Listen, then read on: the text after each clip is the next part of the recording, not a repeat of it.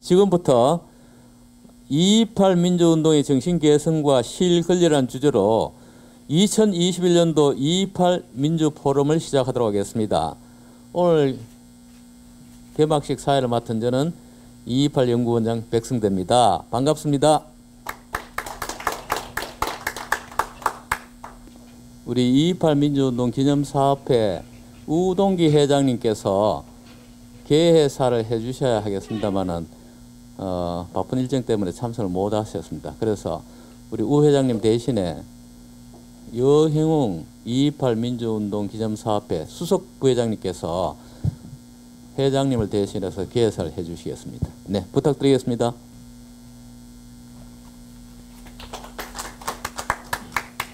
뵙게 돼서 반갑습니다. 회장님을 대신하여 대독 올리겠습니다. 2.28 민주운동 주역 선배님과 2.28 민주운동 기념사업회 회원 여러분, 대구 경북연구원과 대구 경북학회 회원 여러분 만나 뵙게 돼서 반갑습니다. 지난해 발생한 코로나19를 위드 코로나로 극복하고 일상으로의 회복을 꿈꿨습니다만 또다시 상황이 악화되어 더 많은 청중분들을 모시지 못하고 비대면으로 학술회를 개최하게 된 점 안타깝게 생각합니다. 먼저 2021년 2.28 민주포럼 개최를 위해 큰 도움을 주신 오창균 대구 경북 연구원장님과 최철영 대구 경북학회 회장님, 그리고 한국선 경북일보 대표 이사님께 감사의 말씀을 전합니다. 또한 이번 학술회의에 소중한 글을 발표해 주시는 영남대 서보근 교수님, 진주교대 정재효 교수님, 경운대 김일수 교수님, 2.28 민주운동기념사업회 안도훈 연구위원님, 그리고 여러 분야에서 토론자로 참여해 주신 학자분들에게도 감사의 말씀을 전합니다. 2.28 민주운동은 진정한 대한민주공화국의 시작을 알렸습니다. 61년 전 그날의 젊은 불의와 독재에 저항하며 참된 민주주의의 실현을 외쳤습니다. 이처럼 2.28 민주운동은 대한민국 민주주의의 진정한 출발을 알리는 운동이었습니다. 2021년 2.28 민주포럼에서 우리의 경험이 한국 민주주의의 지속적인 발전과 성숙에 어떤 역할을 할 수 있는지에 대한 진지한 탐구가 이루어지길 바랍니다. 구체적으로 학술회의의 주제인 2.28 민주운동의 정신 개선과 실권리를 통해 한국 민주주의의 발전과 성숙을 위한 방안을 모색하는 자리가 되길 기대합니다. 그리고 이번 학술회의를 계기로 대한민국 최초의 민주화 운동인 2.28 민주운동의 정신과 의미가 더욱 확고하게 정립되고 나아가 시민들의 더 폭넓은 관심을 받는 기회가 되기를 기대합니다. 2021년 2.28 민주포럼에 참석하신 내빈과 연구자 여러분의 건성을 기원합니다. 감사합니다. 2021년 12월 16일 사단법인 2.28 민주운동 기념사업회 회장 우동기 대독 여형웅입니다. 네, 우리 2.28 민주운동 기념사업회 우동기 회장님을 대신해서 개회사를 대독해 주신 여형웅 선배님께 다시 한번 뜨거운 박수를 부탁드리겠습니다. 네, 고맙습니다. 그다음 이어서 본래는 오창균 대구 경북 연구원장께서 축사를 해주시기로 했습니다만은 갑자기 집안에 상사가 생겨가지고 참석을 못하고 지면으로 대신하겠습니다. 다음은 그러면은 직접 참석해 주신 우리 최철영 대구 경북 학회장님을 모시고 축사를 듣기로 하겠습니다. 네, 최 회장님 부탁드립니다.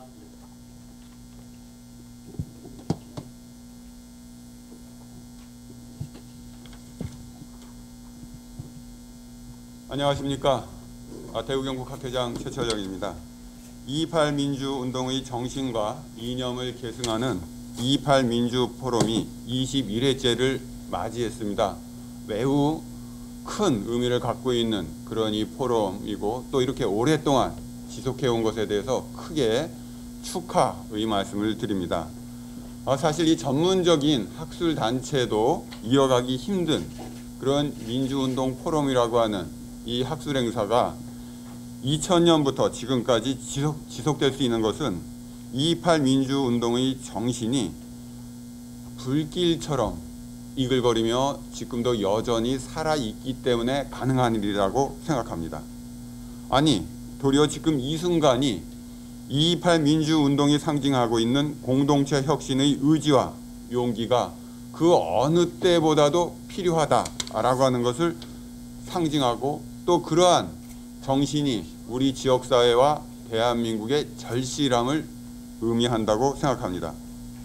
1960년 2월 28일 대구의 고교생들이 목숨을 걸고 저항해서 얻고자 했던 크고 작은 권력의 횡포와 사회적 부조리의 혁신은 지금 여전히 우리 사회의 이곳저곳에서도 필요한 상황입니다. 국가 권력이 아니더라도 우리 가까이에서 우리에게 더욱 직접적으로 영향을 미치는 조그마한 권력들은 여전히 쉽게 부패하고 또 손톱만한 권력에 심취해서 그 재미에 빠진 상태로 시민에 대한 예의도 내팽개쳐 버린 채 오로지 자신의 존재를 보여주는데 열광하고 있는 것이 현실입니다.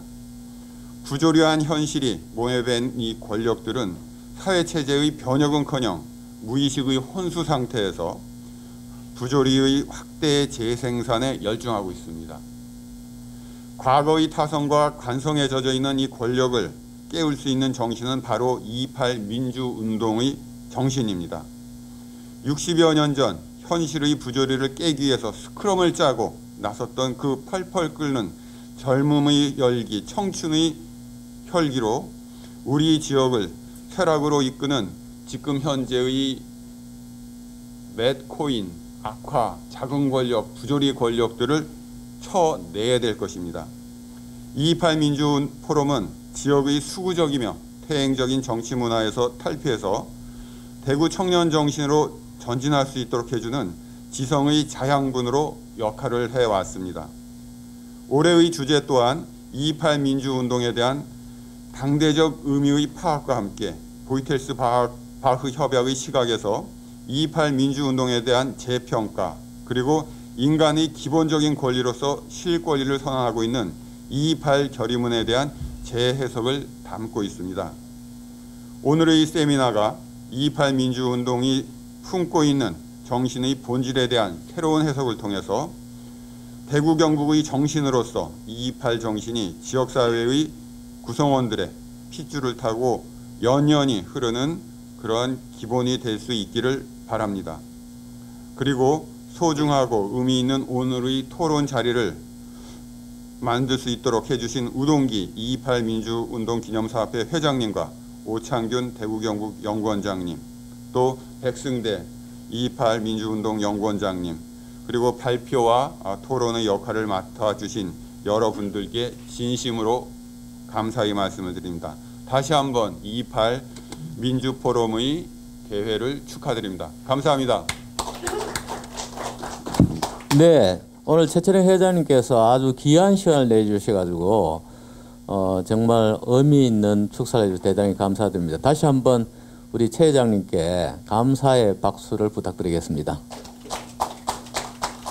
네, 그럼 이상으로 2021년도 2.28 민주포럼 개회식을 마치고 곧 바로 이어서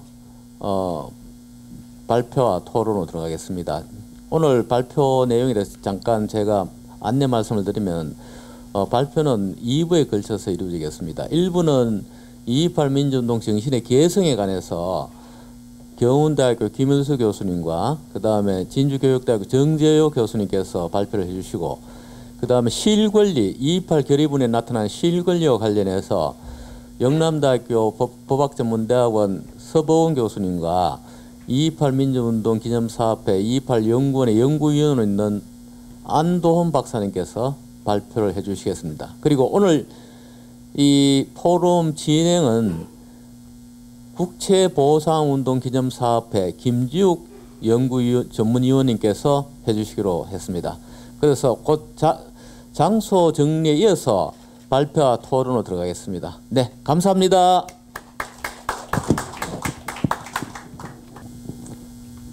네, 안녕하십니까. 저는 국채보상운동기념사업회 전문위원으로 근무하고 있는 김지욱입니다.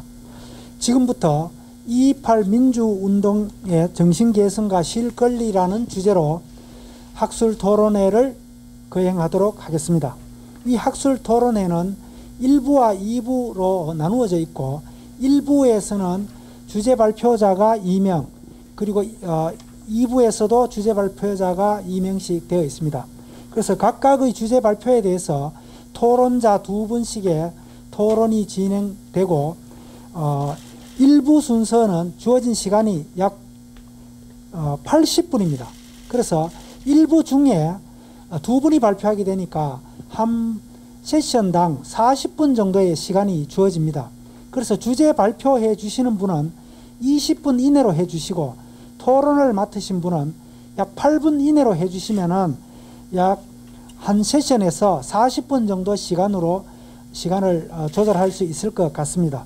그래서 비록 코로나 상황에서 줌으로 온라인과 오프라인에서 이 세미나가 진행됩니다만은 아무쪼록 유익한 시간이 되었으면 합니다. 그럼 시간 관계상 바로 발표 순서로 들어가도록 하겠습니다. 오늘의 제1부 발표에 먼저 발표해 주실 분은 경문대학교 김일수 교수님이십니다. 김일수 교수님의 발표하실 주제는 2.28 민주운동에 대한 인식 변화와 2.28 운동의 4.19 혁명 계승입니다.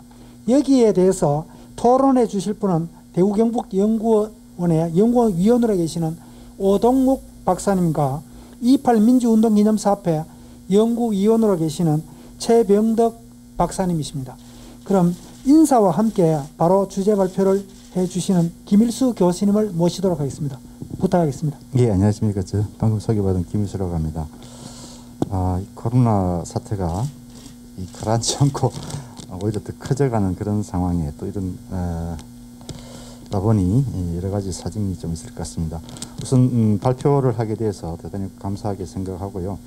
특히 이제 오늘 두 분의 토론을 맡아주실 분들께 또한 또 다른 감사의 말씀을 좀 드립니다. 그 이유는 사실은 맨 처음에 제가 원고를 써서 보내드릴 때 원고하고 지금 원고하고는 좀 차이가 있어서 그간에 조금 사정이 있었다고 하는 부분이 있는데 좀 토론하심이 있어서 다소 혼란을 일으킨 점 이 자리를 빌어서 양해를 좀 구하고 진행하도록 하겠습니다.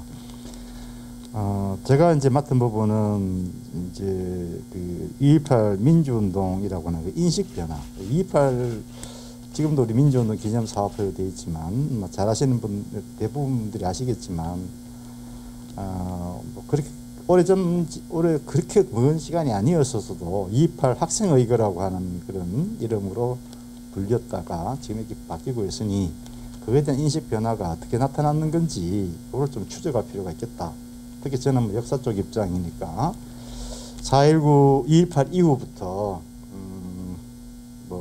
지금 현재까지 이르는 그 과정 속에서 명칭의 변화, 성격의 변화가 어떻게 이제 주어지는지 그게 좀 초점을 뒀고, 또 하나는 이제 2.28 운동이라는 것이 4.19 혁명기로 이어지는 측면들. 이 부분은 사실은 2.28 40주년 그 특별기념사업에서 발간했던 그 민주운동사에 있는 글들하고 사실은 상당히 좀 중첩되는 부분이 없지 않아 있습니다. 다만 미리 좀 말씀을 드려서 차이점을 먼저 말씀을 드리면, 그때 또 사실 제가 작성한 그때 논문이었는데, 그때는 학생이라고 하는 범위를 고등학생, 대학생 다 포함해서 이렇게 정리를 하게 됐었거든요. 그러다 보니까 학생운동의 그 범위, 주체와 관련돼서 좀 정리나 혹은 새로운 이게 좀 갈라치기 이런 부분이 좀 필요하겠다. 왜냐하면 대학생들이 지향하는 학생운동의 그 방향과 또 고등학생이 지향하는 학생 방향이 일치할 수도 있고 차이가 날 수 있는 부분이 있기에 그게 이제 지역사회에서 다시 어떻게 일어나는지를 고등학생이 좀 을 주어로 해서 이렇게 살펴보고 있는 점이 좀 다르다 이렇게 보시면 좋을 것 같습니다. 이제 서문에 있는 내용들은 뭐 28 민주운동이라고 하는 것의 역사적 의미를 짚었으니 그것은 뭐 큰 차이는 없을 테고요. 다만 이제 제가 주목하는 건 뭔가면 지금도 조금 더 앞으로 이제 이 주제와 관련해서도 마찬가지지만 저는 1960년이라고 하는 그 시기 혹은 60년대라고 하는 한국 한반도 사회 한반도와 세계사의 변화에 굉장히 저는 사실 큰 관심을 가지고 있습니다. 전 세계적으로 보더라도 60년대 가운데 가장 먼저 변화가 일어났던 땅덩어리 중에 하나가 바로 한반도였거든요. 그게 바로 크게 보면 이제 60년 2.28, 3.15, 4.19로 이어지는 일련의 과정이고요. 세계사적으로 보면 지금 68년이라고 하는 아주 구체적인 시기가 있죠. 전 세계사적으로 냉전이라고 하는 구도가 일정하게 균열되어지는 상황이라고 볼 수 있는 부분이 있습니다. 그러니까 19세기와 20세기 전반에 걸쳤던 전쟁과 폭력의 시대가 일정하게 재정돈되는 시기, 그게 60년대라고 보거든요. 아시다시피 그 이후에 70년대 초반에 바로 대땅트가 일어나는 거 아실 겁니다. 이제 그런 어떤 변화들, 세계사적인 사조의 변화 이런 부분에 좀 주목을 해서 볼 필요가 있겠다라는 생각에 저는 이 시기를 중요하게 바라보고 있는데요. 거기 나오는 것처럼 60년은 민주와 민족의 역사적 의미를 인식해 한 때였는데 다른 한편으로는 경제와 함께 또 장미와 빵이라는 이게 경제 성장이라고 하는 것, 그 다음에 또 민주라고 하는 부분, 이런 이제 것들이 동시에 착종되는 이런 이율배반적인 시기 이렇게 또 설명하기도 합니다. 그래서 하여튼 중요한 것은 60년은 한국 사회에 있어서 대전환기였으면 틀림없다라고 하는 점에 초점을 두고 있고요. 저 개인적으로는 개항 이후 한국 사회의 근대 변혁이라고 하는 것이 일정하게 마침표가 찍어지는 시점이 저는 4.19라고 보고 있습니다.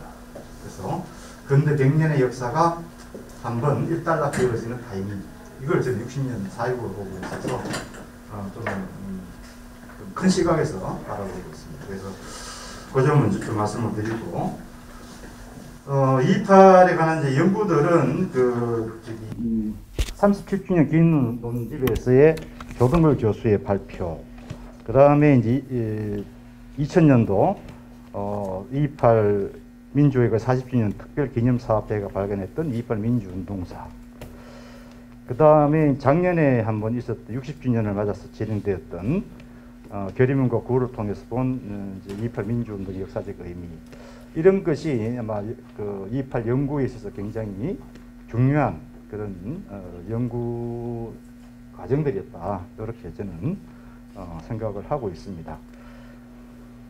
그러니까 아직까지 놓고 보면 28에 대한 연구들은, 실제 학술적인 연구들은 끝이 보면 앞으로 많이 좀 진행이 돼야 되는 이런 과제를 안고 있다고 볼 수도 있겠습니다. 자, 그럼 본론으로 들어가서 이 학생 28에 대한 사회 및 학생층 인식 변화를 좀 말씀을 드리면요. 28 직후에 나타났던 가장 큰 인식이 뭔가 하면 학생들이 대구 지역의 대구의 고등학생들이 28 학생운동을 전개했는데 이게 도대체 어떻게 일어난 거냐에 대한 관심, 특히 정권 차원이나 언론 차원에서 그런 관심이 굉장히 컸던 것 같습니다. 그래서 나오게 된 게 뭔가 하면 빨갱이 사주론과 민주당 배후설이라고 하는 거예요. 학생들이 자발적으로 저렇게 일어날 수가 없다고 이제 인식을 하는 측면들이죠. 그래서 그때 치안당국뿐만 아니라 자유당 쪽에서 그런 이제 생각들을 가지고 있게 되죠. 그래서 아마 그 경찰 대구 지역에서 학생들을 체포하고 난 후에 조사하는 과정에서도 거기에 대한 이제 답을 얻으려고 하는 강요가 많이 이루어지게 됩니다. 그런데 그때 이제 이대우 그 당시에 경북고등학교 부위원장이었죠. 이런 말을 하게 됩니다. 연행된 학생들을 조사하는 것보다 빨리 데모 후의 대책을 세워야 할 것이다, 뭐 이런 제안을 하기도 할 정도입니다. 그리고 난 후에 이제 보시는 것처럼 이 학생 3월 1일 12시 30분쯤 남대구 경찰서에서 남도 경찰서장 우상봉, 그다음 경북고, 대구고, 사대부고, 대구 상고 등 학생 대표 50여 명이 모여서 수습 대책회의를 하게 되는데 여기에서 대체로 이제 정리된 것은 2.8이 자발적 학생운동이었다라고 하는 쪽으로 정리가 되어지게 됩니다. 그래서 일단 빨갱이 사조론과 민주당 배후설이 일단 이제 가라앉게 되는 이런 과정들이 있게 되는데요. 그럼 그 다음에 이 정당하다고 한다면 그러면 이 책임을 누가 져야 되느냐는 문제가 빚어지게 됩니다. 그러니까 2.8 학생운동이 일어나게 되는 그 책임을 누가 져야 되느냐. 그때 이제 나오게 되는 게 이제 결국은 이제 문교 당국이 져야 된다라는 쪽으로 이제 초점이 잡히게 됩니다. 그렇게 되면은 교육 당국이 학생운동을 이렇게 한 직접적인 배경으로 한다면 결국은 문교 당국의 개혁이 필요할 수밖에 없게 되는 거겠죠. 그래서 이후에 학생운동 가운데서 주목해야 할 부분들이 학원의 자유와 자치 문제로 이어지게 되는 이런 과정들을 보게 됩니다. 그 다음에 또 하나가 이제 뭔가 하면 2월 28일이고 2월 29일, 3월 1일 곧 3일입니다. 3일절이 있게 되니까 여러분 아시는 것처럼 3일절이라는 것은 우리 역사에서 특히 민족해방운동사에서 전민족적 항일운동으로 대단히 높게 평가받는 민족운동이죠. 이때 3일절을 기념하는 그 가운데에 학생운동이 재현되지 않을까 하는 그런 우려가 당시에 치안당국이나 교육당국이 다 또 혹은 언론 쪽에서 가지고 있었던 것 같아요. 그래서 이제 그런 그 경찰 당국들도 학교 주변을 뭐 이렇게 뭐랄까 순찰이나 경계를 아주 엄하게 한다든가 언론도 이제 그 시위 확산을 경계하는 그런 보도를 계속해서 쏟아냅니다. 그런 측면들이 좀 진행이 되게 되죠. 그래서 학생운동이 2.28에서 끝나기를 기대하는 그런 사회적 여론이 좀 비등한 그런 이제 모습들을 보여줌에도 불구하고 12쪽으로 넘어가면 학생운동이 다시 이제 전국적으로 확대되는 이런 과정들을 보여주게 됩니다. 근데 이 부분은 나중에 다시 한 번 더 이제 그 연구하실 분들이 계신다면 좀 더 정치하게 봐야 될 부분인데 이것이 2.28과 직접적 관련 속에서 일어나는 거냐. 그 다음에 또 하나는 아까 말씀드린 1960년이라고 하는 50년대 한국 사회의 모순이 폭발하는 지점으로서 2.28과 연계된 그런 연동된 학생운동으로 봐야 되느냐. 그러니까 그런 배경과 그 조건과 상황에 대해서 좀 더 정치하게 바라봐야 될 부분들이 있을 거라는 생각이 좀 듭니다. 하여튼 중요한 것은 50년대에는 학생들의 운동이 거의 이제 표면화되지 않았었는데 2.28을 계기로 해서 학생운동이 계속 번지고 있다고 하는 점은 2.28이 주는 그런 의미는 분명히 있다. 즉 문을 열어주고 배경을 깔아주는 그런 측면에서 보면 분명히 역할은 있을 거라는 생각입니다. 그래서 이제 보시는 것처럼 3.15까지 계속해서 3월 14일까지도 부산에서 학생 시위가 계속 일어나고 있는 것을 보게 됩니다. 그래서 학도는 살아있다, 민주국가 세우자, 학원에 강제 선거 동원을 하지 말라 이런 내용들이 계속해서 나오는 거 보면 그 연관성이 있음을 확인할 수도 있습니다. 이러하니 2.28 학생운동이 발생하고 난 이후에 그래서 3월 달에도 전국적으로 시위가 번져지면서 이런 운동들의 흐름이 4.19를 만나게 되면 학생운동으로 혹은 그것이 민주운동으로 폭발하는 그런 이제 과정이 생긴다고 여겨집니다. 다만 하나 또 중요하게 봐야 될 부분은 4.19가 폭발하게 되면 학생운동에서 이제 그동안에 그 학생운동의 주체로 등장하지 않았던 대학생들이 학생운동의 주체로 다시 이제 부각되는 그런 과정들이 벌어지게 됩니다. 그래서 고등학생들의 그 학생운동, 또 대학생들의 학생운동 이게 4.19를 이루는 굉장히 중요한 맥락이라고 할 수 있습니다. 자, 16쪽으로 가서 말씀을 드리겠습니다. 그 다음에 이제 그 이후에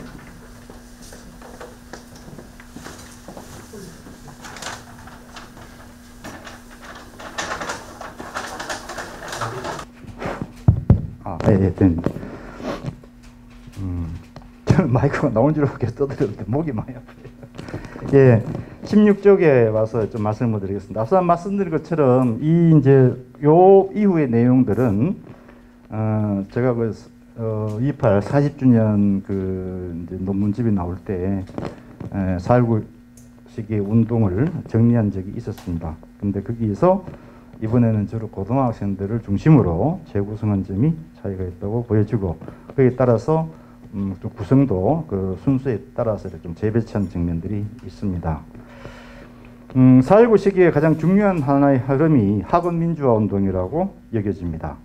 그 자치학생의 건립, 어영교사 배척 및 부패재단 정화 운동, 교원 노동조합 지지 활동, 이렇게 그런項目이어지는 이런 그림이 나타나는데, 이것을 저는 이제 학원 민주화 운동이라고 계속 정리를 했었습니다. 근데 그 자치 학생의 건립은 아시다시피 일민주의가 뒷받침됐던 교육 정책들, 거기에 따른 학도국단의 조직이라고 하는 이 틀, 이거를 우선 이제 뭐랄까요, 극복하는 그런 과정들입니다. 그래서 학도국단의 철폐, 학생들이 이제 중심이 된 자치 학생의 조직, 이런 것들로 가게 되게 되죠. 이건 뭐 대학에서도 마찬가지입니다. 대학도 그렇고 고등학생들도 그렇고 마찬가지이고요. 그 다음에 어영교사 추출 및 부패재단 정화. 요즘이야 우리가 어영교사라는 이야기 이제 용어를 잘 쓰지는 않지만, 적어도 80년대까지만 하더라도 어영교사, 어영교수 이런 표현들은 아주 일상적인, 대학에서 일상적인 그런 이제 표현들이었으면 잘 알고 있습니다. 특히 비민주적인 그런 권위주의나 독재 시대에 정권과 이렇게 연계되어져 있는 교육 당국들, 이런 이제 또 거기에 부응하는 교수들의 움직임, 거기에 대한 반발, 이것이 있게 되는 것이. 다시 얘기해서 50년대 한국 사회를 비민주 사회를 간주한다면 학원 내에서 그런 책임을 져야 된다고 간주할 때 어영교사, 부패재단의 형성이 다 연관되어 있다라고 이렇게 보는 것이겠죠. 그래서 뭐 학교 이름을 하나 제시했습니다만, 오성고등학교, 그 뒤에 영신중고등학교, 영남중고등학교, 경북중학교, 경북여자고등학교, 뭐 성강중학교, 능인중고등학교. 그러니까 웬만한 그 지역의 그 중등학교에서 이런 이제 운동들이 일어나게 됩니다. 그 다음에 또 하나 이제 주목할 점들은 교원 노동조합 운동을 지지하는 활동들입니다. 교원 노조는 이제 그 60년대 그 교육의 민주화를 내걸고 벌어지는 운동인데, 그 운동에 역시 시발지가 대구인 것은 이제 자명한 사실이거든요.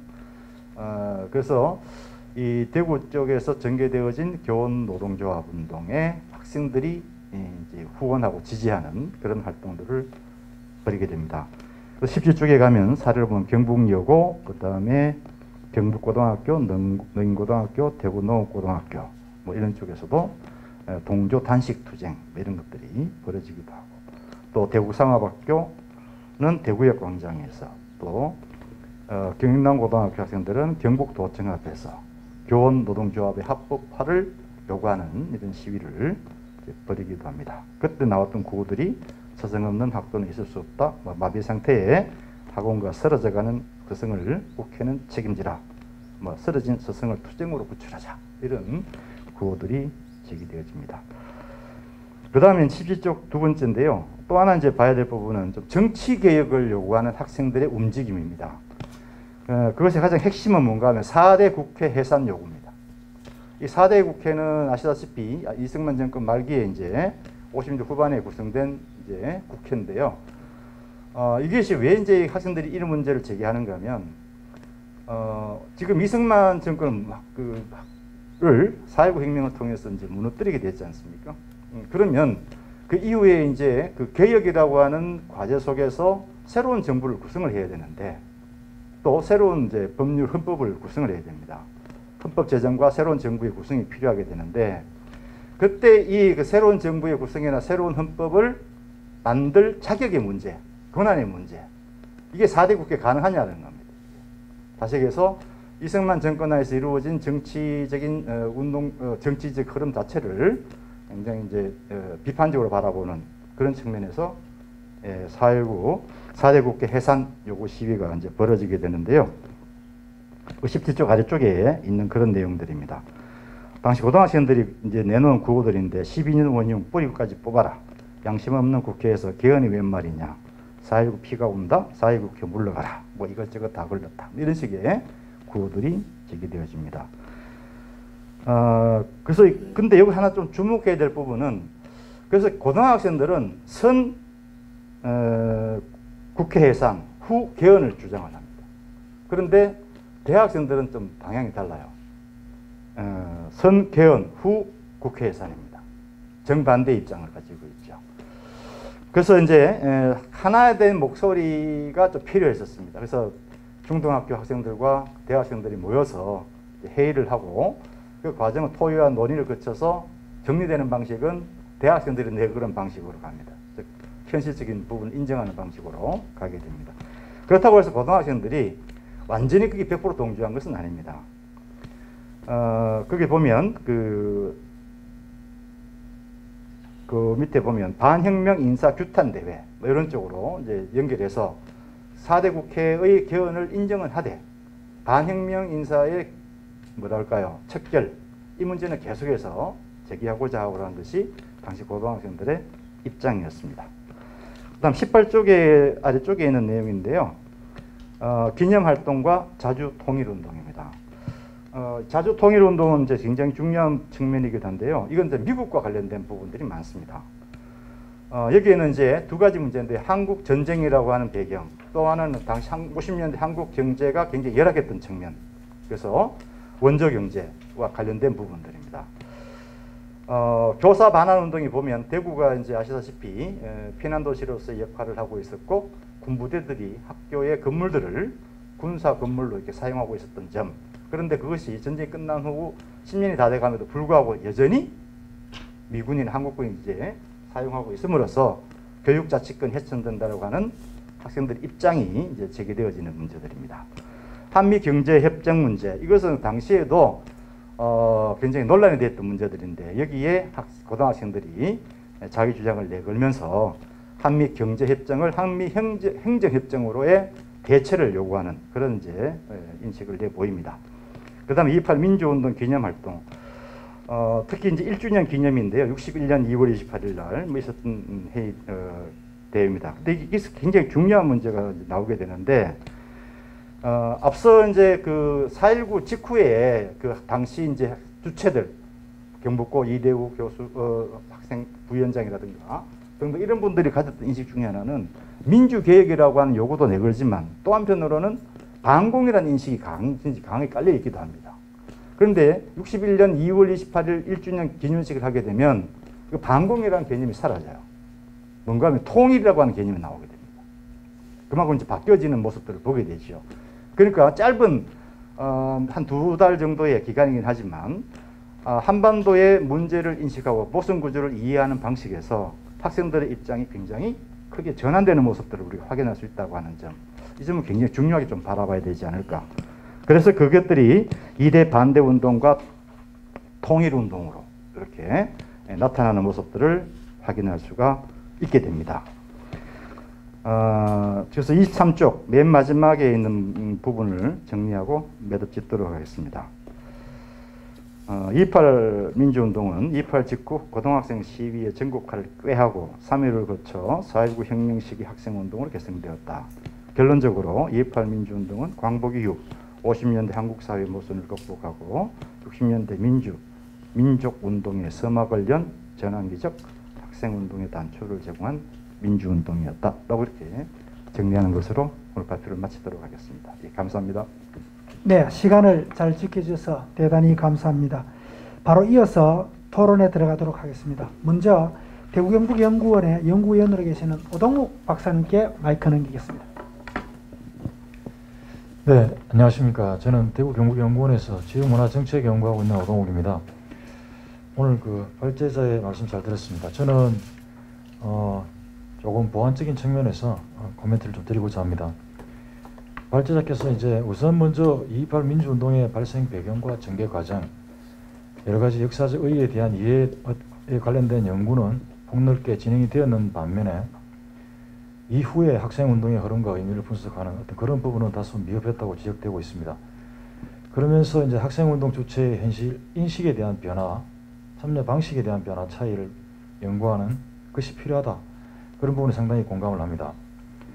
아울러 2.28 민주운동 그리고 1차, 2차에 걸친 3.15 마산의거 그리고 4.19 혁명까지의 이제 연속적인 시계열적 분석, 아울러 학생청 중심의 어떤 분석 방법을 택한 것은 상당히 의미 있는 시도라고 판단이 됩니다. 다만 제가 이제 토론자 입장에서 볼 때 좀 시간 관계상의 어떤 그게 있으셨던 것 같습니다. 왜냐하면은 전체 내용상 제가 읽다 보니까 전개에서 다시 맥락상에 조금 아쉬움이 좀 있는 듯했고, 무엇보다 이 제목적인 부분 그리고 소제목, 특히 번호 이런 부분에서 이게 교수님이 그간 연구하셨던 부분을 이 글로서 읽게 하는 데에서 조금 아쉬움이 있지 않은가. 그래서 번호 관계상에서도 이게 하이라키가 맞지가 않다라는 그런 생각이 좀 들었습니다. 이 부분은 나중에 조금 집중하셔서 다시 한번 또 수정 보완이 돼야 되지 않겠는가 그런 생각을 합니다. 무엇보다 제가 좀 드리고 싶은 말씀은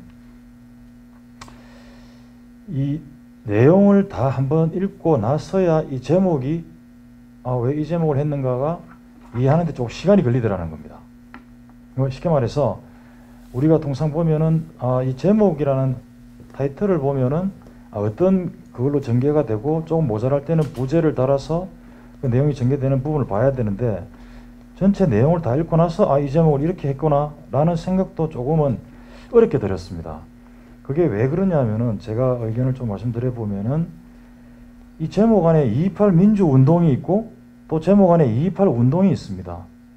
우리가 통상 연구 논문이라든지 제목을 볼 때 제목 안에 같은 용어가 두 번 이렇게 중복되는 것은 상당히 좀 지양돼야 되는 부분이라 생각이 되고, 아울러 2.28 민주운동, 또 하나는 2.28 운동, 또 본문에는 보면 2.28 이렇게 되어가지고 어느 하나를 통일적으로 제시하는 본문 내용에서는 조금 그 부분이 섞일 수 있다고 볼지라도 제목에서는 이 부분은 분명히 중복되는 것은 지양하는 것이 좋다는 것이 제 생각입니다. 제목이기 때문에 더 그렇다라는 것이고요. 또 이 제목상에서 제일 첫 제목이 2.28 민주운동의 인식 변화 이렇게 놓고 봤을 때 이제 발제자께서는 그때 학생들 위주로 그 이후에 어떻게 되어가느냐라는 인식 변화를 말씀하신 건데, 이 제목으로 보면은 우리 최초의 민주주의 운동으로 평가받는 2.28 민주운동이 우리 일반 대중에게 어떻게 인식되고 변화되어 갔는가라는 의미가 있는 것으로 해석이 됩니다. 그렇게 될 가능성이 있기 때문에 저는 토론자로서 다른 내용 어떤 그런 것 부분보다도 이 제목상의 부분을 조금 더 말씀을 많이 드리고 싶습니다.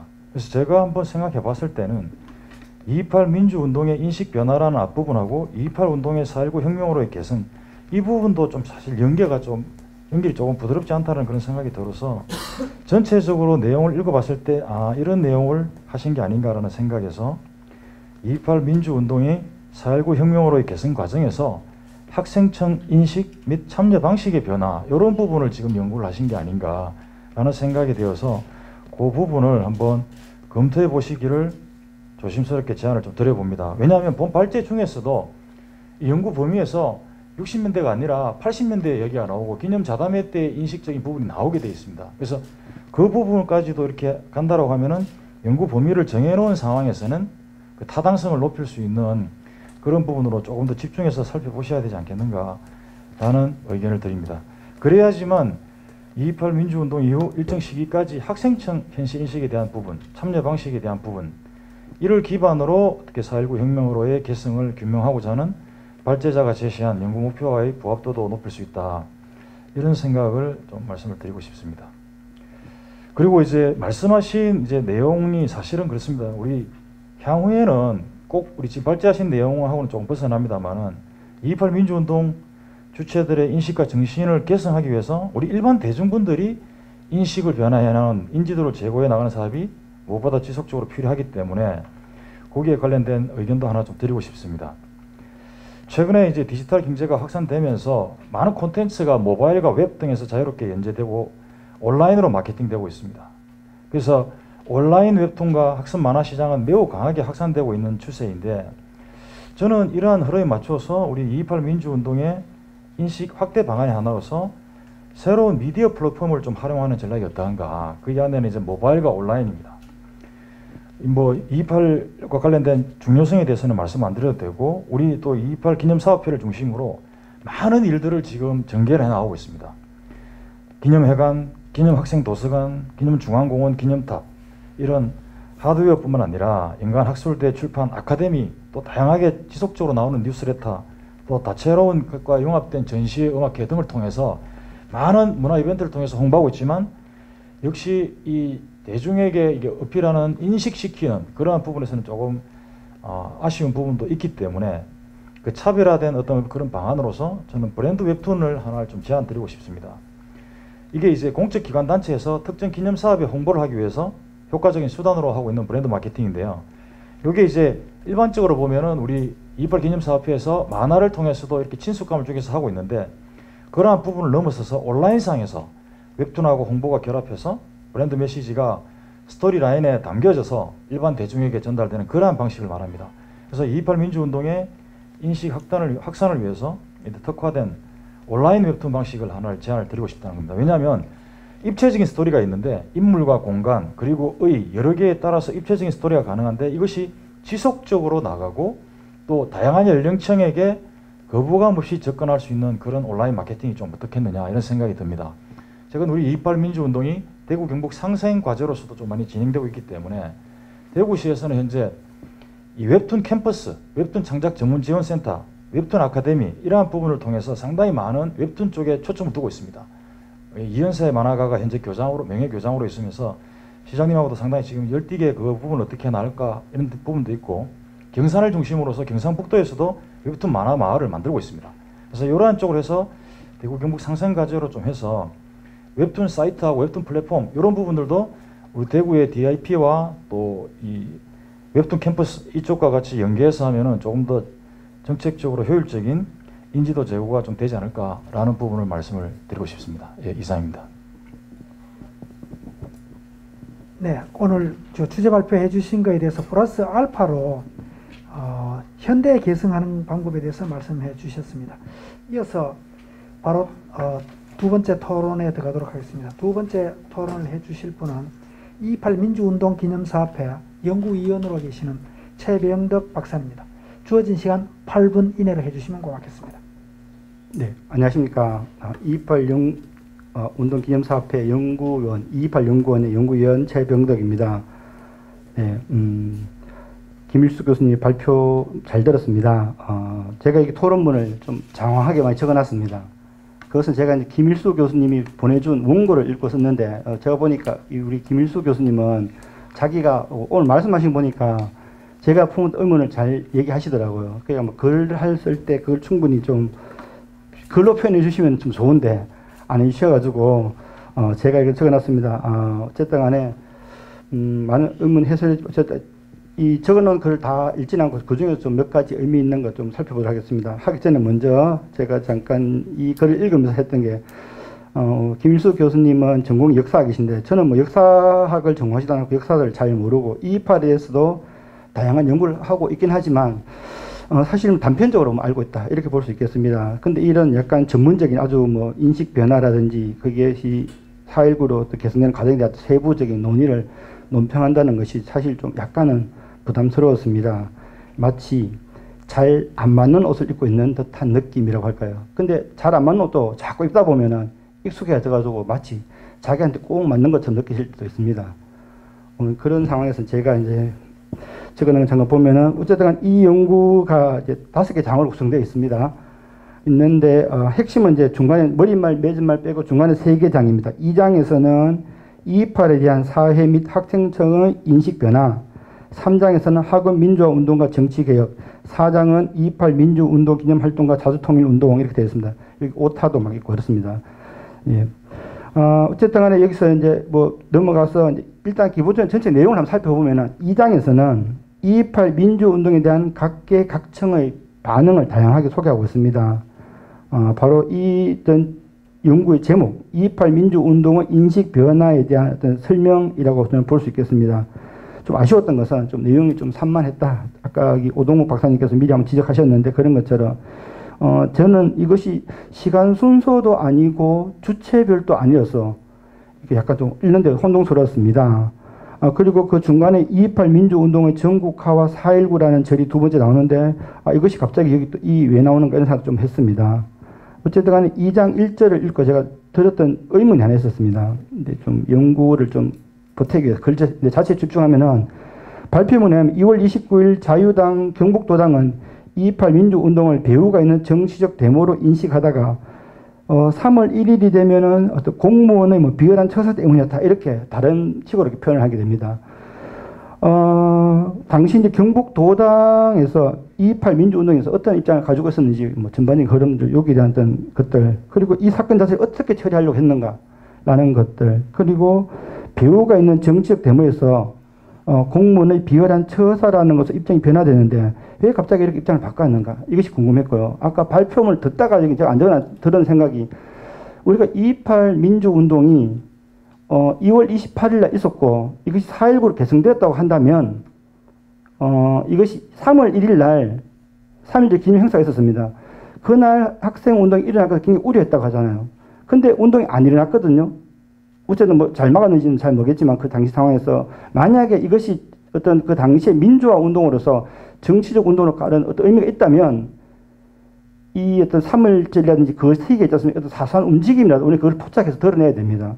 근데 그런 것을 만약에 뭐 없었어 이렇게 하면은 이것을 우리 스스로가 2.28을 단지 2월 28일 일요일 날 등교하는 것에 대한 항의한 정도로 의미를 축소시킬 가능성이 매우 높습니다. 그러니까 우리는 그 이후에 어떤 학생들의 동향, 움직임 이런 것들 그리고 이걸 보면은 중간에 4.19 때까지 조용히 있다가 갑자기 4.19 이후에 뭐 의원 활동을 하면서 학생들이 다시 주체 등장했다 이런 표현이 등장하고 나옵니다. 이제 그 말은 그냥 2.28 한번 그냥 데모 한판 하고 쭉 가만히 있다가 상황 보고 뭐 공부하고 있다가 4.19 이후에 끝날 쯤 돼가 한번 나타났다 이런 느낌을 좀 주거든요. 이런 식의 소설은 좀 약간 이 전체의 어떤 흐름상 좀 약간 지양하는 게 좋지 않을까 이런 생각 좀 해봤습니다. 그 다음에 좀 2장 2절에서도 제가 몇 가지 적어놨습니다. 2장 2절에서는 이제 전국화된 과정을 적어놨었는데요. 아까 했던 그런 이야기입니다. 바로 2.28 민주운동에서 4.19까지 대구 지역 고등학생들의 동향.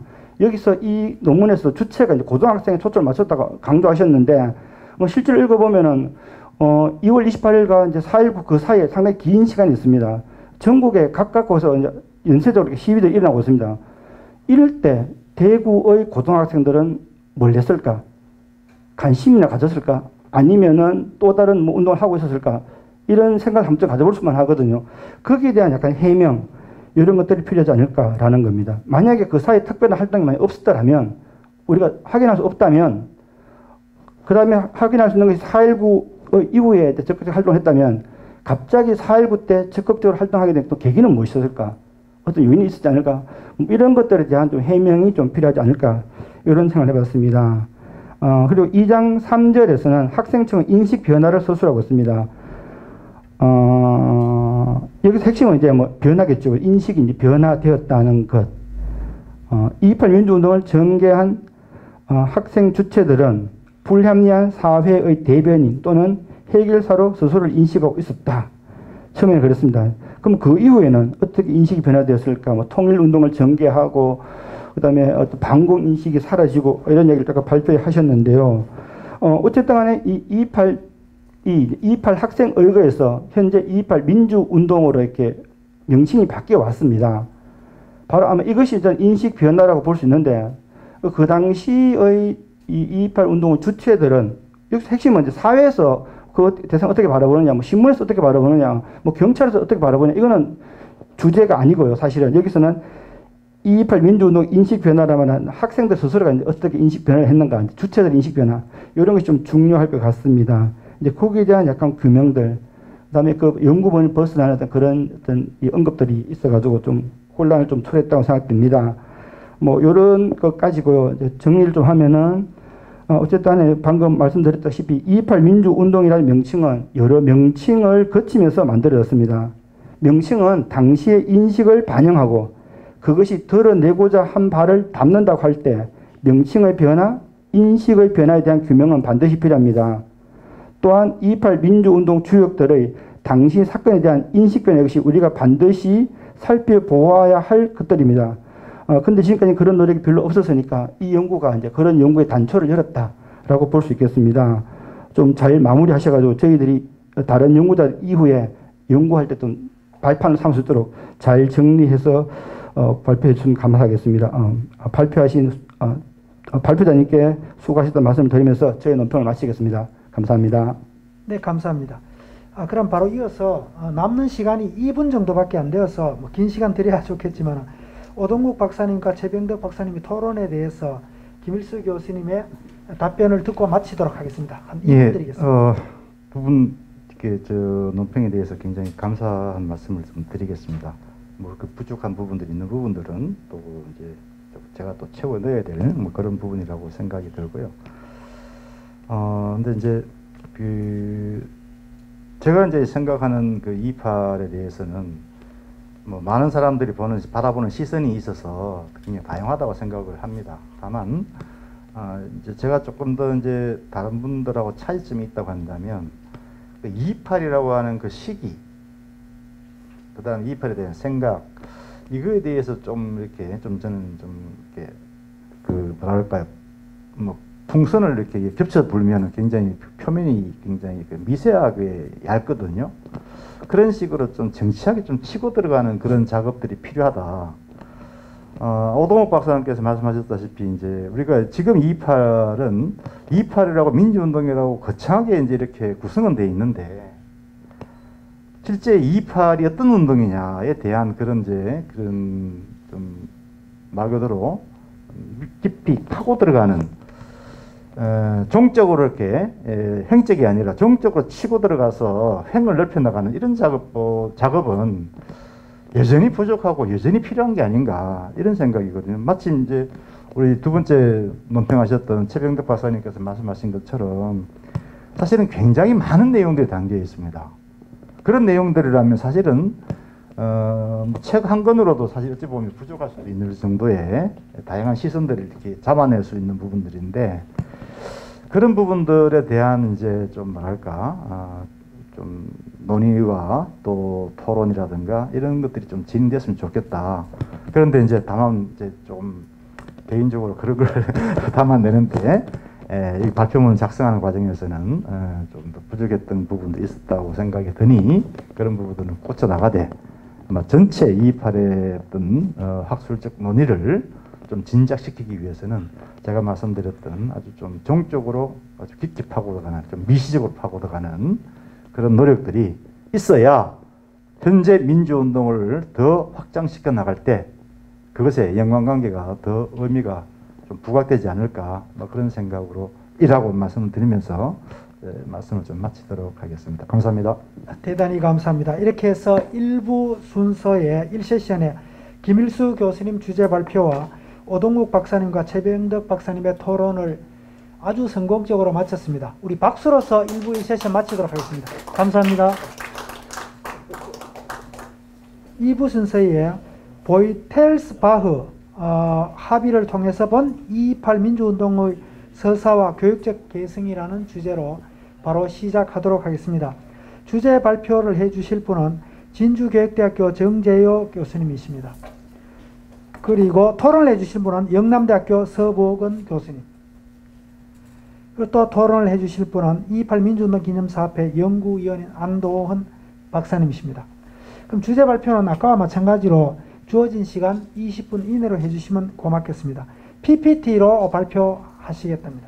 좀 미완성된 거지만 앞으로 이런 방향으로 제가 최종적인 글을 쓰겠다라는 말씀을 드리면서 가볍게 발제를 하도록 하겠습니다. 자, 일단 제목은요, 그 보이텔스바흐 합의를 통해서 본 2.28 민주운동의 서사와 교육적 계승이라는 제목의 발제문입니다. 좀 생소한 단어가 나오는데요. 이 보이텔스바흐라는 것은 독일에 있는 한 소도시 이름입니다. 그 도시에서 1976년에 향후 독일의 정치 교육의 지침을 도출한 도시가 되었기에 그 도시명을 따서 보이텔스바흐라는 도시명을 따서 그 합의 내용이 도출된 바가 있습니다. 그래서 2.28 민주운동에 관한 여러 가지 선행 연구가 있지만 감히 말씀드리건데 이 교육학의 시선에서 이런 식으로 228 정신을 분석한 아마 국내 최초의 연구가 아닐까라고 조심스럽게 생각을 합니다. 제가 드리고 싶은 말씀, 이 발제의 결론은 바로 이겁니다. 228 민주운동은 오늘의 특히 한국 교육에 중대한 시사점을 주는 역사적 컨텐츠가 될 수 있다라는 주장을 저는 하고 싶은 거예요.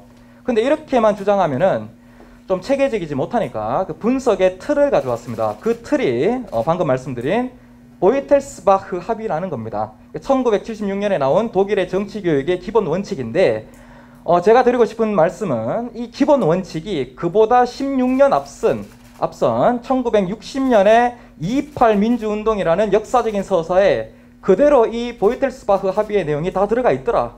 야, 신기하다 라는 것을 국내 처음으로 지금 한번 밝혀보고자 합니다. 자, 그렇다면 보이텔스바흐 합의라는 게 도대체 뭐냐? 자, 요 동네가요, 저 밑에 뭐 슈투트가르트라고 있는데 이 도시의 작은 또 도시인데요.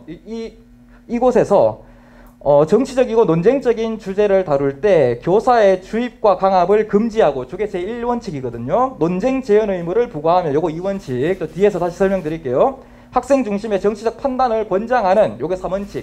독일 정치 교육의 지침이다 라는 것이죠. 자, 1976년 같은 경우는 아직까지 분단이 되어 있을 상태인데 미리 통일 독일까지 생각을 해서 이런 식으로 정치 교육을 해야 통일 후유증을 최소화할 수 있다 라는 시대를 앞서간 탁견이었습니다. 1976년의 합의인데요. 진보와 보수를 대표하는 정치가, 지식인 등이 모여서, 진보, 보수, 좌파, 우파가 모여서 교육의 원칙을 합의해냈다는 것이죠. 어디에서요? 모이텔스바흐라는 소도시에서요. 그래서 이것이 지금 이 순간까지도 독일의 정치교육의 주된 원칙으로 정립되어 있습니다.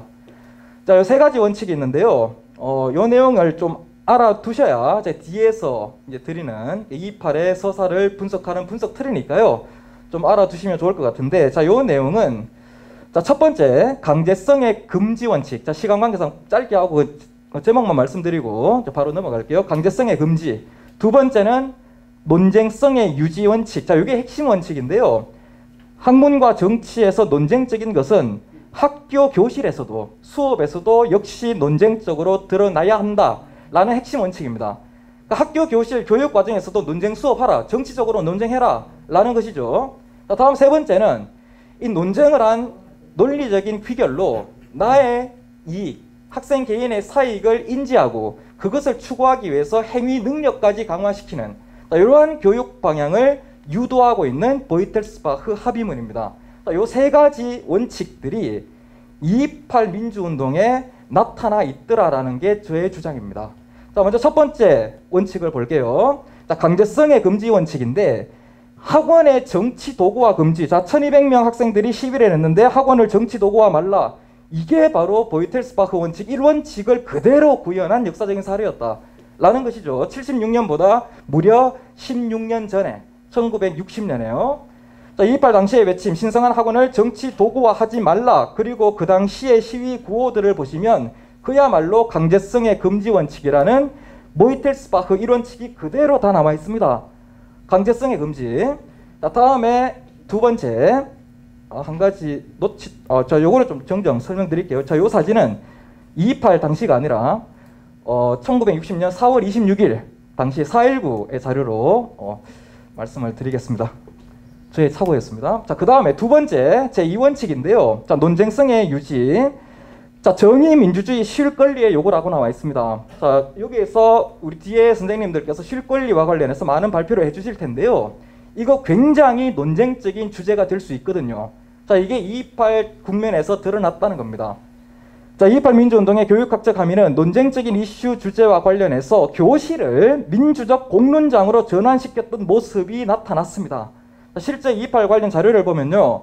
228 당시에 그 참여 학생들이나 선생님들과 함께 이 땅의 민주주의를 어떻게 관철할 것인지, 그야말로 논쟁적인 주제죠. 정의를 어떻게 구현할 것인지, 학생들의 실권리는 어떻게 보장할 것인지, 여러 가지 것들이 이렇게 도출이 된 바 있습니다. 자, 그래서 그 228 민주운동 구호 10개항, 그리고 228 민주운동 결의문과 같은 역사적인 문건들이 치열한 학생들의 토론과 논쟁 과정을 통해서 도출된 문건이다라는 것이고, 자, 이것을 보이텔스바흐 합의의 제2원칙에 비추어서 그대로 해석될 수 있다라는 것이 저의 주장입니다. 자, 다음에 이거는 뭐 선행 연구물인데요. 228 정신과 실권리를 중심으로 한 저런 논문이 최근에 나왔기에 그냥 배치를 하였고, 자, 다음 세 번째, 자, 이해관계 인지와 정치적 행위 능력의 강화라는 세 번째 원칙도 228의 서사에서 그대로 도출이 가능합니다. 자, 228의 투쟁은 이해관계 인지와, 자, 이것은 가장 좁은 의미의 228, 쉴 권리 달라, 일요 등교하기 싫다 라는 것이죠. 이거 사익인데요. 단순히 사익에만 머물렀다면 228의 교육적 의미가 퇴색되었을 겁니다. 그 사익을 정의와 민주주의와 인권, 독재정치 반대, 학원의 정치 도구와 금지와 같은 공적인 지평으로까지 넓혀나갔다는 점이죠. 그야말로 정치적 이해관계 인지와 정치적 행위 능력을 강화시켰던 그 자체의 228로 볼 수가 있고, 자, 이것은 보이텔스바흐 합의의 제3원칙과 그대로 부합되는 서사다라는 것이 저의 판단입니다. 자, 그렇다면 지금까지 서사 분석을 했으니 어떻게 교육적으로 지금 계승할 수 있을까? 계승점에 관해서 몇 가지 살펴보도록 하겠습니다. 자, 교육적 계승. 자, 첫 번째. 자, 교육에 특히 저는 정치적 중립성과 관련한 시사점이 있다라고 생각을 했습니다. 정치적 중립성이요. 자, 그런데 지금까지 대한민국 교육 현실에서 정치적 중립성은 어떻게 해석되고 왜곡되어 왔냐 하면은 학교에서 정치 교육 하지 마라 라는 의미로 변질되어 왔어요. 교육의 정치적 중립성의 본뜻은 그게 아니거든요. 정치 권력이 학교에 부당하게 개입을 하지 말라는 의미인데 지금은 정치 교육을 하지 말라라는 노골적인 요구로 왜곡되어 왔다는 것이죠. 그래서 보이텔스바흐 합의를 고려한 교육의 정치적 중립성은 이렇게 해석이 됩니다. 저는 이게 맞다고 생각하거든요. 교육적으로도. 자, 정치적 중립이라는 이름 아래 사회적으로 논쟁적인 주제를 가르치지 않는다면 학교에서 사회 정치적 무관심에 함정에 빠진 정치적 문맹자를 길러낼 뿐이다. 자, 228의 서사는 학교에서 정치교육은 중립적이지 않고 또한 중립적이어서도 안 된다 라는 본래적 의미의 교육의 정치적 중립성과 상통하는 서사로 해석될 수 있다라고 보는 게 저의 의견입니다. 자, 그래서 학원을 정치 도구화 하지 말라라는 228 당시의 외침은 교육의 정치적 중립성의 요구, 정치 권력이 부당하게 교육에 개입하지 말고 학교에서도 정치 교육을 실시할 수 있도록 논쟁 수업을 할 수 있도록 요구하는 서사로도 재해석될 수 있다라는 게 저의 의견입니다. 자, 다음 두 번째, 자, 공적 가치와 학생 인권에 관한 교육적 쟁점이라는 것을 도출하였습니다. 자, 정의와 민주주의, 쉴 권리와 같은 굉장히 논쟁적이고 포괄적인 주제인데, 자, 이것을 실제로 1960년 당시의 고등학생들이 치열하게 토론하고 228 민주운동 결의문 같은 그런 여러 가지 역사적 문건들을 도출해내었다라는 것이죠. 자, 그리고 이것은 논쟁성의 유지라는 보이텔스바흐 합의의 제2원칙과 그대로 부합되는 서사이기도 하다라고 앞서 제가 설명드렸습니다. 자, 그래서 228은 정치교육의 기본 방향과 설계로서 토론과 논쟁을 요청하고 있습니다. 자, 밑에 자료를 보면 꿈이 있는 학교생활, 학생 인권에서 시작한다. 대한민국 교육, 공적 논쟁 문제의 수업, 이거 어떻게 할 거냐? 228을 봐라. 61년 전에 이미 다 했다. 아무리 보이텔스바흐 합의 76년에 제2원칙으로 드러났지만 이미 60년에 다 한 경험이 있으니, 자, 이걸 보고 교육적으로 개성할 필요가 있겠다라는 주제와 화두를 지금 우리에게 던져주고 있죠. 자, 마지막 세 번째, 참여 교육의 설계라는 겁니다. 자, 그 보이텔스바흐 합의의 제3 번째 원칙이 이해관계 인지와 정치적 행위 능력의 강화 원칙인데, 자, 이것을 저는 불의에 저항한 일장의 권리서사와 연결시켜서 설명드린 적이 있죠. 자, 그렇다면 이것은 오늘날 교육적으로 이렇게 개성이 될 수 있습니다. 어떻게요? 참여 교육을 설계하는 방식으로요. 자, 참여 교육에 대한 보이텔스바흐 합의의 지향점은 이런 겁니다. 학생들이 정치적 상황이나 갈등을 스스로 분석할 줄 알고 자신의 이해관계를 확인 및 성찰하면서 이해관계에 따라서 정치 현실에 영향을 주는 방안이나 전략을 모색할 수 있는 능력을 갖추도록 하는 것.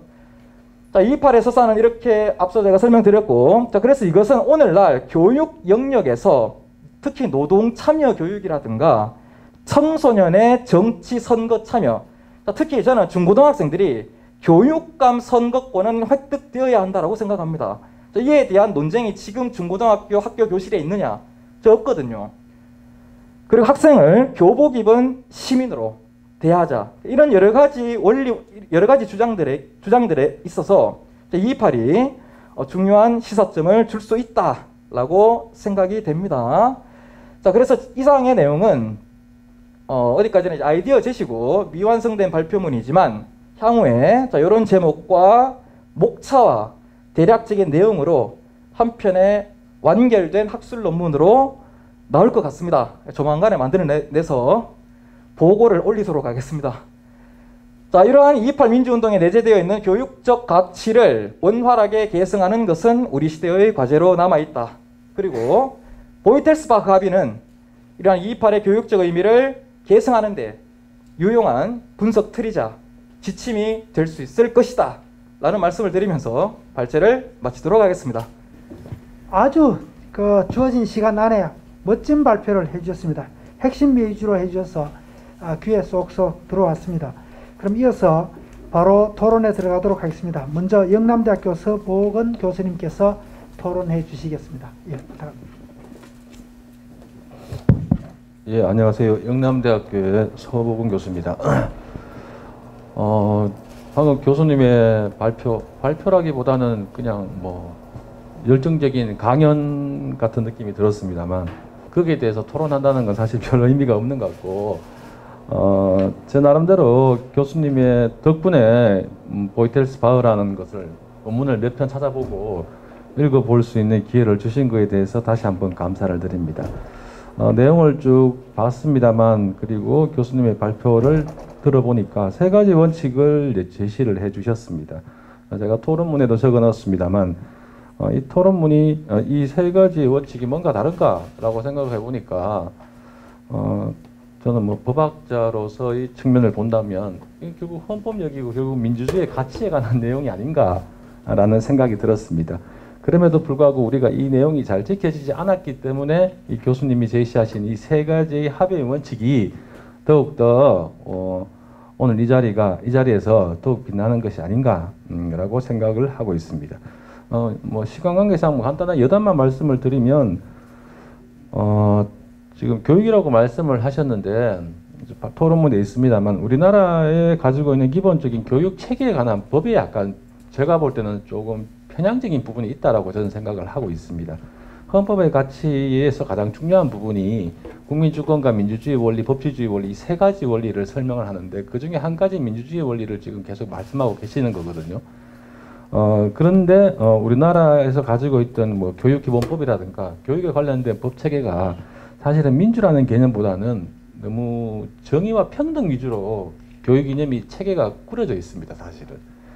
그렇기 때문에 교수님 말씀하시는 그 세 가지 원칙을 합의점을 잘 개성을 하려고 하면 우리가 가지고 있는 이 교육 체계를 좀 더 평등, 정의 개념보다는 교수님 말씀하신 이 민주의 개념이 좀 포함되어서 이루어지는 교육 방식이 개성되는 것이 타당하지 않나라고 생각을 하고 그렇게 본다라고 하면 이 민주의 개념이 무엇인가라고 하면 민주주의 개념은 기본적으로 민주주의를 대표하는 거거든요. 이 민주주의 개념이 들어가기 위해서는 가장 기본적인 원칙이 우리가 다수결의 원칙이고 다수결의 원칙은 토론과 표결에 관한 원칙이고 그에 대한 전제로서는 쌍방 간의 양자에서 동등한 원칙 등등 다양한 원칙이 있는데 이 동등한 원칙 중에서 동등한 부분만 너무 강조한 나머지 이 절차와 과정에 관한 부분이 좀 부족한 부분이 있는데 만약에 교수님 말씀하신 이 세 가지의 원칙, 이 합의에 관한 원칙이 발전한다 하면 우리 교육 체계가 단순한 자유와 평등에 관한 개념보다는 민주의 개념이 들어가 있는 그런 교육 체계가 되지 않을까라고 생각을 합니다. 뭐 다른 뭐 이의라든가 뭐 내용 설명보다는 제 개인적으로 교수님이 계속 이제 교육의 측면에서 말씀하셨기 때문에 제 생각은 요 개성 지금 말씀하신 이 합의의 원칙을 우리 교육 이념에 잘 조화를 시킨다라면 우리가 생각하는 진정한 의미의 민주주의가 이루어지지 않을까 있다라고 하는 소감을 말씀을 드리면서 토론이라긴 그렇습니다만 저의 의견을 설명을 드리면서 이상 마치도록 하겠습니다. 감사합니다. 대단히 감사합니다. 아마 논문이 더 확장적인 개념으로 좋게 나오지 않겠나 기대를 해봅니다. 그럼 이어서 안도원 박사님 마이크 넘기겠습니다. 예. 28 민주운동 기념사업회 연구원의 연구위원 안도원입니다. 여기 조금 이게 기록이 남는 것 같아가지고 사진을 228 당시 사진을 2장을 이렇게 발표를 하셨는데 앞에 사진은 228 사진이 아니라고 정정을 했습니다. 예, 했고요.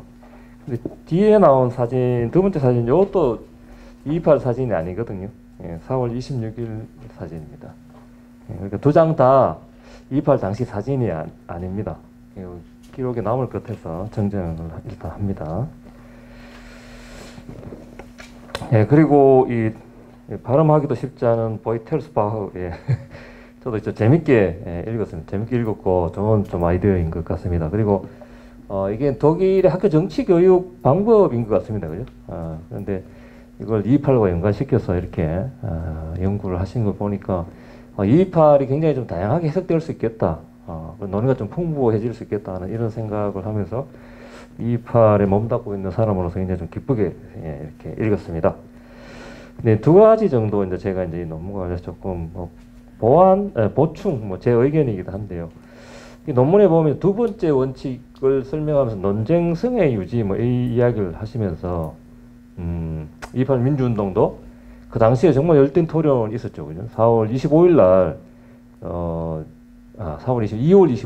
25일 날 처음으로 이제 일렬 등교 지시가 내리고 난 이후에 경고를 중심으로 해서 이제 학생의 중심으로 굉장히 많은 열띤 토론이 있어서 그런 과정을 통해서 228의 어떤 그런 당시에 당일날의 어떤 행위라든가 아니면 나아갈 방향성 이런 걸 논의가 되고 그 결정이 됐다고 생각합니다. 그래서 수업 시간에 이 논쟁성을 유지한다는 게 굉장히 중요한 과제고 또 228과도 직접적인 관련이 있겠다 이런 생각을 합니다.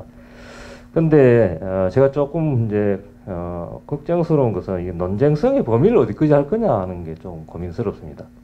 이거는 이제 발표하신 정 교수님도 이제 생각을 하고 계실 건데 우리가 수업을 학교 현장에서 해보면 조금 거친 말이긴 하지만 너무 극단적으로 주장할 때도 많아요.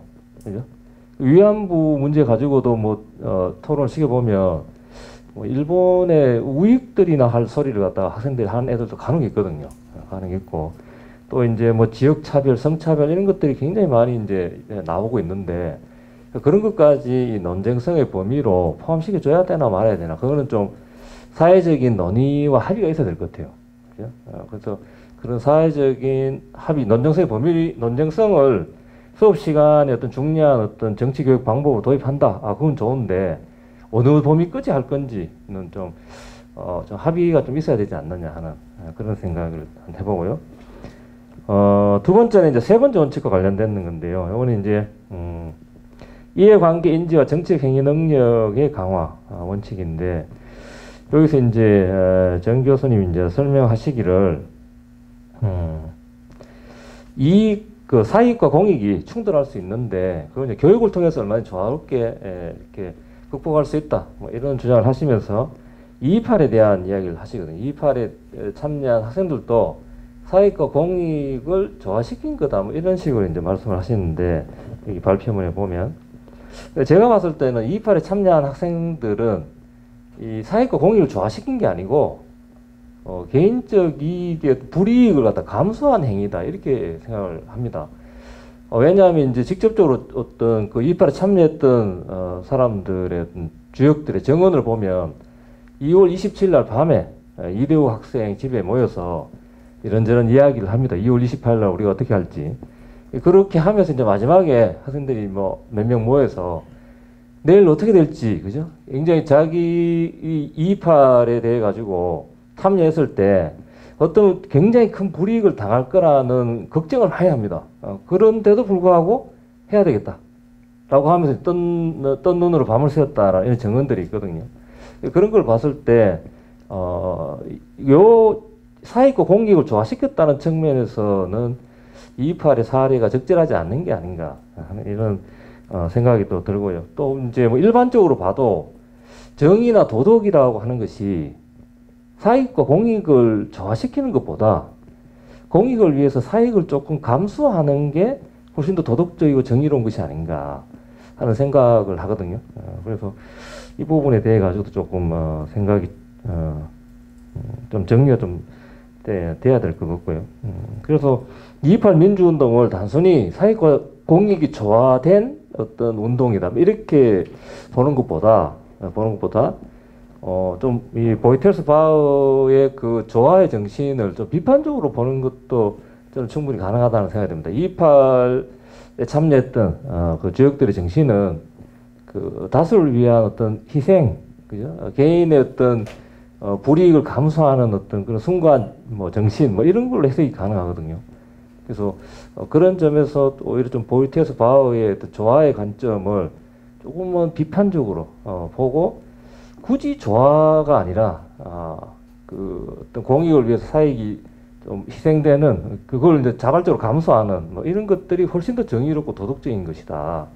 이렇게 좀 정리를 하는 것이 더 어떨까 하는 생각을 해봤습니다. 근데 뭐 전체적으로 그냥 뭐 재밌는 그런 주제였다는 생각이 듭니다. 예, 잘 들었습니다. 예, 토론 감사합니다. 정재호 교수님은 그동안에 다른 데서 이래 발표하는 거 봐도 항상 우리나라에 있었던 역사적 사건이라든가 주요 계기 뭐 이런 것들을 동서양을 넘나들면서 이 철학과 뭐 교육 철학이 되든 정치 철학이 되든 사회 철학이 되든 도덕 철학이 되든 다 이렇게 동원해서 이론을 새로 만들어내고 이렇게 아주 뛰어난 학자인 것 같습니다. 그래서 방금 논평을 두 분으로부터 들었는데 아까 발표를 조금 짧게 하셨기 때문에 5분 시간을 드리도록 하겠습니다. 마무리 부탁합니다. 예, 아까 전에 그 세팅한다고 시간에 쫓겨서 제대로 발제를 못했는데요. 일단 두 분 교수님 좋은 의견 주셔서 대단히 감사드리겠습니다. 먼저 그 서보은 교수님 말씀하신 부분은 이제 헌법적 차원에서 내용을 좀 보완하라라는 요청으로 해석될 수 있을 것 같은데요. 저도 뭐 박사학위 논문을 헌법 가지고 정치학 박사학위 논문을 썼거든요. 그래서 서보은 교수님 지적하신 부분은 하나같이 다 옳은 말씀이시고 저도 많은 관심을 기울이고 있는 부분이기 때문에 헌법적 가치와 228의 가치가 또 교집합이 되는 부분이 충분히 나올 수 있거든요. 그러니까 여기에다가 보이텔스 바흐 합의를 동원한 또 교육적 원칙까지 잘 전맥을 해서 최종 논문에는 지적하신 부분 다시 한번 잘 참고하면서 잘 반영시키도록 하겠습니다. 그리고 안도원 교수님 말씀하신 지적도 굉장히 중요한 부분이죠. 특히 제가 또 경청해야 될 두 가지 지적이었는데요. 논쟁의 범위에 관한 고민이 필요하다. 예, 중요한 지적인데 이거 가지고도 일찍이 독일에서 논쟁이 있었습니다, 사실. 그래서 나타난 헌법학의 이론이 있죠. 이게 방어적 민주주의 이론이에요. 그 뭐 서보은 교수님 보다 정확하게 설명해 주실 것 같은데 민주주의의 적에게도 민주성을 보장해야 되는가? 저는 이것 또한 범위에 관한 고민이 필요하다고 했는데 이 또한 논쟁의 주제로 다루어질 필요가 있다라는 것이죠. 그럼 메타적으로 좀 접근을 할 수 있을 것 같아요. 그리고 그 사익을 넘어서는 희생이 228의 서사의 주류를 이룬다. 이런 아주 역사학적인 그런 해석을 해주셨는데 그리고 앞서 토론하신 최병덕 교수님께서도 우리 전통 사상의 관점에서 228을 해석하셨거든요. 그런 논문을 쓰셨는데 선공 후사의 정신이 228에 깃들여져 있다라고 굉장히 좀 정통성 있는 그런 해석을 주셨지만 저는 또 제 나름의 좀 해석으로서 사실 지금의 트렌드는요 사익을 무시할 수 없는 시대입니다. 사실 이거 보이텔스 바흐 합의의 제3원칙 이해관계 인지와 정치적 행위 능력의 강화라는 측면에서도 독일에서도 문제가 됐어요. 괜히 사익만 추구하다가 공익적 차원으로까지 지평을 넓히지 못하는 것은 아니냐라는 건데 사실 이건 뭐 저의 사견이기도 합니다만 좀 말씀드리기 좀 조심스럽습니다만 과연 228에 학생들의 사익 추구 서사가 과연 없었을까? 정말 냉정하게 얘기하면 일요 등교에 대한 좀 거부감이라는 그런 사익의 측면도 저는 없진 않았다라고 보거든요. 근데 또 228이 위대한 것은 그것을 넘어가지고 정의와 민주주의와 인권을 요구하는 공익적 지평으로까지 나아갔다는 점에서 저는 228이 충분히 보이텔스바흐 3원칙을 실제로 구현한 역사적인 서사가 되었다라고 저는 해석했는데, 물론 최병덕 교수님이나 안동원 교수님과 같은 역사학계의 정통성 있는 주장도 할 수가 있는 것이죠. 근데 저는 또 이렇게 사익도 추구했다, 희생만 하지 않았다라는 차원에서 이제 해석을 한 거니까, 물론 그 안동원 교수님 견해도 최종 논문을 쓸 때는 잘 반영을 해서 논문에 녹여내도록 하겠습니다. 네, 이상입니다. 네, 대단히 감사합니다. 두 분 토론 혹시 더 보태실 말씀? 예, 예, 대단히 감사합니다. 우리 예.